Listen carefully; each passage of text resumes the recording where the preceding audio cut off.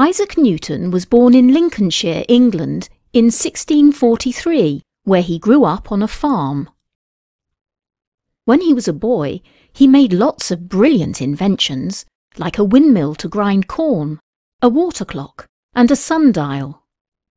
However, Isaac didn't get brilliant marks at school. When he was 18, Isaac went to study at Cambridge University.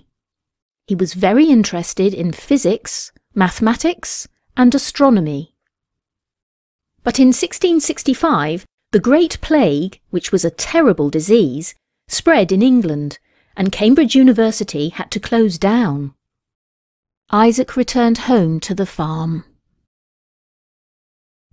Isaac continued studying and experimenting at home. One day he was drinking a cup of tea in the garden. He saw an apple fall from a tree. Why do apples fall down instead of up? From this, he formed the theory of gravity.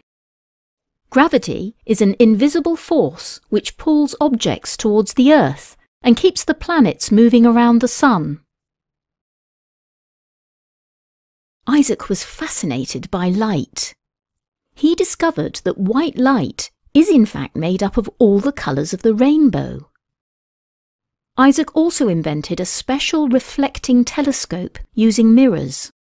It was much more powerful than other telescopes. Isaac made another very important discovery, which he called his 3 laws of motion.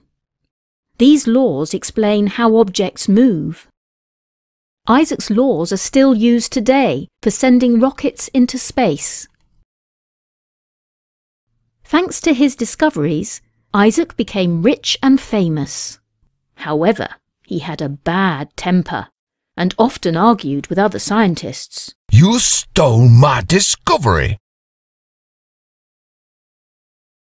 Sir Isaac Newton died in 1727, aged 85.